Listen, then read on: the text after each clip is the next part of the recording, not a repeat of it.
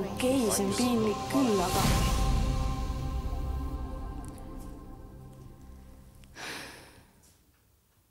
Huvitav, miks maailm on vahest nii ebaõiglane? Saladused on ju tegelikult kõigil inimestel. Miks osadel peavad need saladused välja tulema ja teistele avalikustama? Absoluutselt kõigil on saladused. Aga miks just minu omad pidid välja tulema?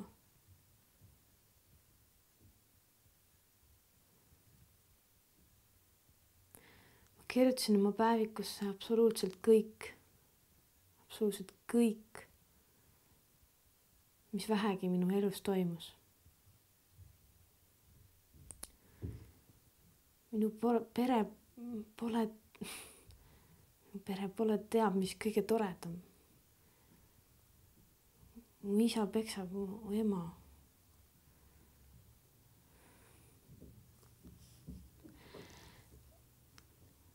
Ja sellest ma ei taha kellelegi rääkida. Ja päevik oli ainus koht, kuhu ma seda kirja sain panna.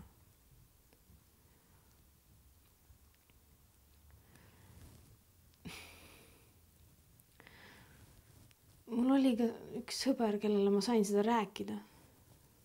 Paraku aga tuli välja, et ta polnud enam teab, mis sõber, kui see päeviku varastamine toimus. Kus oli tema siis, kui see päevik selle tüdruku käes oli, kes seda ette luges?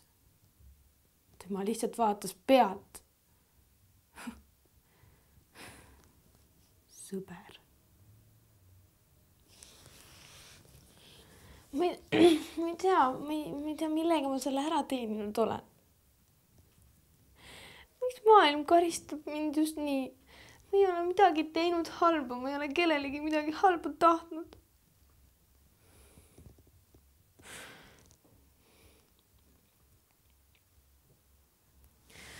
Aga muid saladusi, kuid...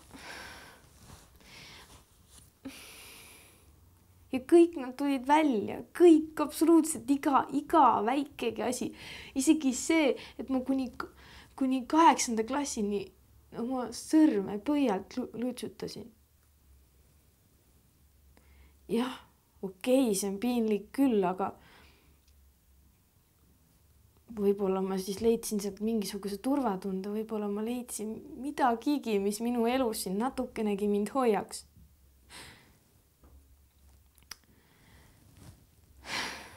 Ega minu ema töökoht ka teab, mis kõige parem pole.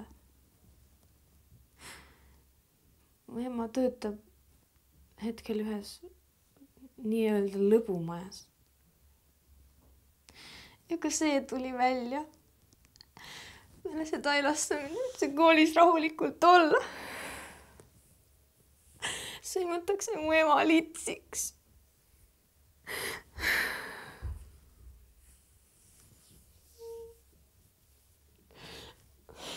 Õpetajad arvavad, et ka minust ei ole midagi tulemas. Et kui minust...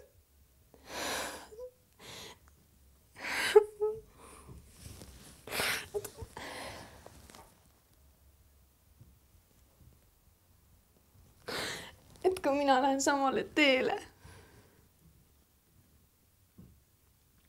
Ja kõik ainult sellepärast, et mul oli ainult üks ainus sõber, Karl, kes mind kuulas ja kellele ma sain kõigest rääkida.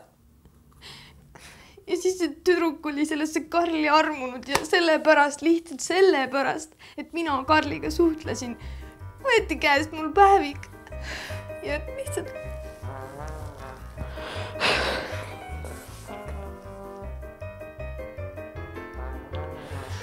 Lihtsalt tehti koopiad